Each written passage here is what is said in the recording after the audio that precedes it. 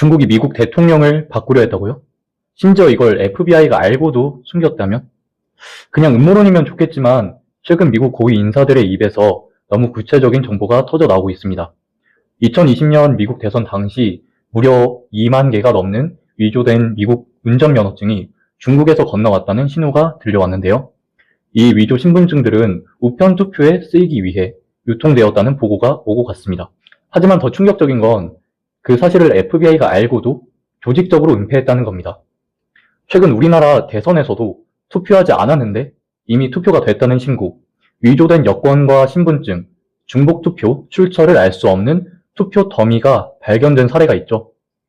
미국과 한국 선관위에서는 문제가 없다라고 발표했지만 내부 고발자는 숨진 채 발견되었으며 부정선거를 조사하던 감사원장은 탄핵당하고 선거 부정을 주장하던 비원장이 사망하는 등 부정선거를 은폐하려는 의혹은 이미 우리 일상에 존재하고 있습니다. 오늘 영상에서는 미국 대선 조작 시도는 어떻게 이루어졌는지, FBI는 왜 그걸 묻었는지, 대한민국 선거 시스템에는 어떤 허점이 있는지 차근차근 설명드리도록 하겠습니다.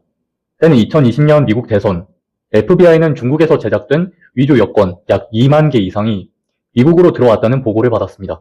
단순 위조품이 아닌 우편 투표를 신청할 수 있을 정도로 정교하게 만든 가짜 신분증이었죠. FBI 현장 요원들은 해당 신분증이 중국에서 미리 굽된 것 같다는 보고를 올렸지만 당시 FBI 국장이었던 크리스토퍼 레이는 보고를 받자마자 해당 수사를 종료하라는 지시를 했다는 게 현 FBI 국장인 캐시 파텔 주장입니다. FBI의 이런 행보를 두고 트럼프 측에서는 수사기관이 정치화되어 부정선거에 가담했다라고 비난하고 있습니다. 당시 캐시 파텔 주장에 따르면 이전 FBI 국장이 파기한 문서에는 다음과 같은 수사 정보가 담겨 있었다고 합니다. 중국산으로 추정되는 위조 운전면허증 입국, 미국 유학생, 이민자에게 배포, 운전면허증으로 우편투표 등록, 가짜 투표지 또는 관리 가능한 거처로 투표지 수신, 정해진 후보로 기표한 후 반송, 쉽게 말해서 투표를 안 한 사람의 투표권을 대신 행사하는 그림자 투표가 진행됐다는 주장입니다. 주목할 점은 이 과정이 당시 선거 시스템의 허점을 이용해서 벌어졌다는 건데요. 바로 메로나입니다. 미국의 대선이 있기 1년 전인 2019년, 명문의 바이러스가 중국에서 퍼지기 시작했고 이로 인해 미국에서는 우편 투표제가 확산되었습니다. 확산된 우편 투표는 제대로 관리되기는커녕 매우 허술하게 관리되었습니다. 투표지를 도난당하고 투표함에 화재가 나고 한 사람이 다량의 투표지로 투표하는 등 의혹 가득한 방식으로 진행되었고 실제 집계에서도 공화당 표가 앞서고 있을 때면 민주당 표가 갑자기 쏟아져 나오는 등 의심되는 정황이 한두 가지가 아니었습니다. 그 바이러스는 중국에서 만들어진 것이다. 트럼프가 오랫동안 주장해온 이 메시지는 단순히 경제적인 타격을 넘어서 메로나로 무너진 미국 선거 시스템을 대중에게 알리기 위한 메시지라고도 볼 수 있습니다. 이쯤 되면 이런 질문이 떠오르실 겁니다. 우리나라는 괜찮을까? 선관위에서는 문제 없다고 하던데. 저는 개인적으로 안전하지 않다고 생각합니다. 한국산 전자개표기는 단순 기계가 아니라 명령어가 들어가는 컴퓨터입니다. 외부 서버에 의해 결과 조작이 가능하다는 말입니다. 실제로 감사원 조사 결과 선관위 서버 비밀번호는 1, 2, 3, 4, 5처럼 허술했으며 국정원에서는 선관위 서버가 외부 해킹에 취약하다 밝힌 바 있습니다. 더불어민주당의 선거전략가 양정철 연구원은 21대 총선 1년 전인 2019년에 여론조사 업체인 화웨이를 찾아갔으며 미국 국제선거감시단 핵심 인사인 고든창 변호사는 선관위가 화웨이 서버를 사용했다고 주장한 바 있습니다.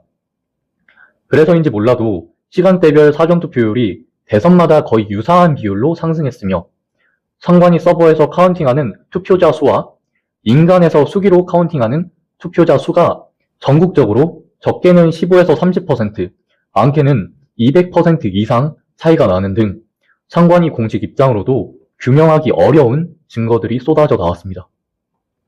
쿠르트, 필리핀, 콩고, 이라크, 키르기스스탄에서는 우리나라 전자개표기 사용 이후 모두 부정선거 의혹이 터졌고 실제로 쿠르트와 필리핀에서는 한국산 개표기에 사용 불가 판정을 내렸습니다. 선관위가 인정하지 않는 이상, 그리고 선관위 위원장이 대법관을 계속 겸직하는 이상 우리나라 부정선거 목소리는 단순 음모론이라는 프레임에 갇혀 있을 수밖에 없습니다. 실제로 베네수엘라는 선관위와 사법부가 한몸이 되어 부정선거가 밥 먹듯이 일어나고 있으며 의혹을 제기하는 정치인을 내란 혐의로 구속하고 있습니다.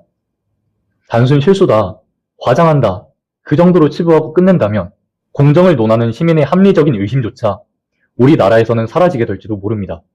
민주주의는 한순간에 무너지는 게 아닙니다. 시스템의 작은 틈, 시민의 침묵과 무관심이 모이고 모여 무너지게 됩니다. 미국에서 일어나는 일은 더 이상 먼 나라 뉴스가 아닙니다. 위조 신분증, 중국인 투표, 부실한 관리체계, 정치화된 사법기관, 이 모든 구조가 우리나라 선거 시스템 안에서도 똑같이 존재합니다. 우리는 선거 결과가 아니라 그 결과를 만드는 과정에 질문을 던져야 합니다.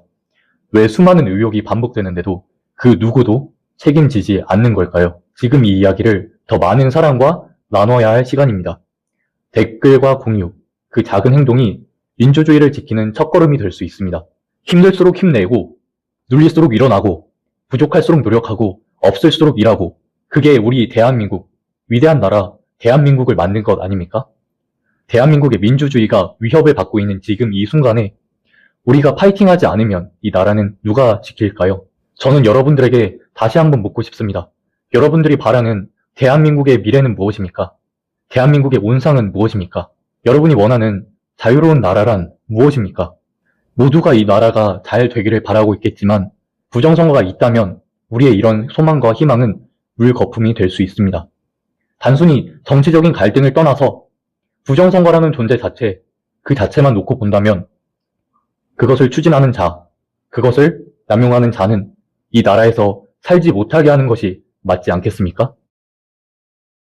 저희는 부정선거 검증 요구는 사흘을 떠나 국민으로서 마땅히 요구해야 할 문제임을 호소하고자 이 자리에 나왔습니다.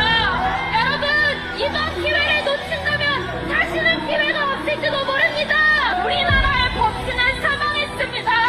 윤석열 대통령은 선거 정의를 바로잡아야 할 사법부모자 무너진 상황에서 대한민국의 선거 정의를 바로 세우기 위한 사생 결단을 내렸습니다. 저희는 묻고 싶습니다. 여러분이 원하는 대한민국의 모습은 자유민주주의의 수호자입니까? 아니면 부정의 온천입니까? 저희는 부정선거 검증이 관철될 때까지 절대 물러서지 않을 것입니다. 부정선거!